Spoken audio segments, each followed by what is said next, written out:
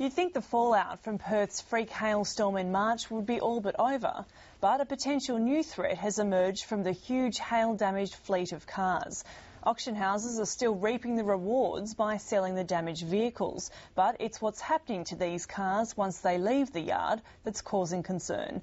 Nikki Wilson-Smith has the story.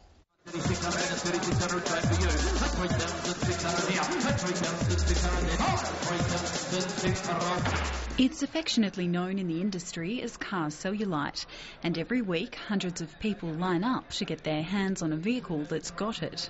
We feel like vultures sometimes. We circle around disasters and clean up afterwards, but these cars do need to be remarketed, put back into the marketplace somehow. The cars are the casualties of Perth's March hailstorm that caused more than $1 billion damage. Most of the 30,000 vehicles written off are being sold at auction. For some buyers, like BRIDGET HUDSON, hail damage is highly desirable. I mean, at the end of the day, cars just lose their value so quickly, so to be able to pick something up at a third of the price and it's still in excellent condition, the motor and the engine is, yeah, not at all, no worries. But among the families and bargain hunters are an increasing number of backyard repairers, or backyarders, keen to make a quick dollar off unsuspecting private buyers. We realised as soon as this occurred that there will be a fairly large incentive for backyard dealers to get into the market and buy some very late model cars very cheap, and therefore, yes, we're out there and we're looking. They're looking for unlicensed dealers who take the cars home, fix them as quickly as possible to hide the hail damage and sell them to private buyers without disclosing the car's history. Panel beater Michael Wilkinson explains the backyarders' cheap repair methods. The biggest one would be repairing panels that shouldn't be repaired. There is a limit as to how far you can stretch the technology that we have.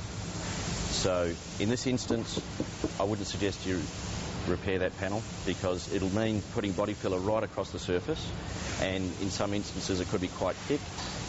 In the summer and the winter, the metal of the car expands and contracts. If the substrate or the surface is too thick, it can't expand and splits. Mr Wilkinson says repairing hail-damaged cars properly either requires every dent to be hammered out or panels completely replaced, a time-consuming process that costs up to $15,000. I have heard stories about people taking roofs off and just gluing them on, not welding them at all.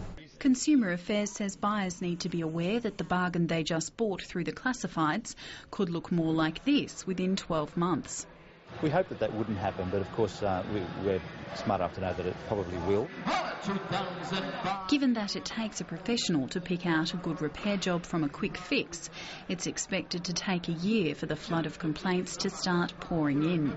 The problem for consumers will be is you do not get any comeback when you buy a car privately. Last year, authorities prosecuted 10 people for dealing or repairing cars without a licence, an offence which carries a $50,000 maximum fine. But the Motor Trade Association says hundreds more are not being brought to book.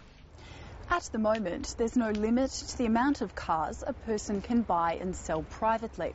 Stakeholders say the system needs to be reviewed and limits put in place to protect the car industry.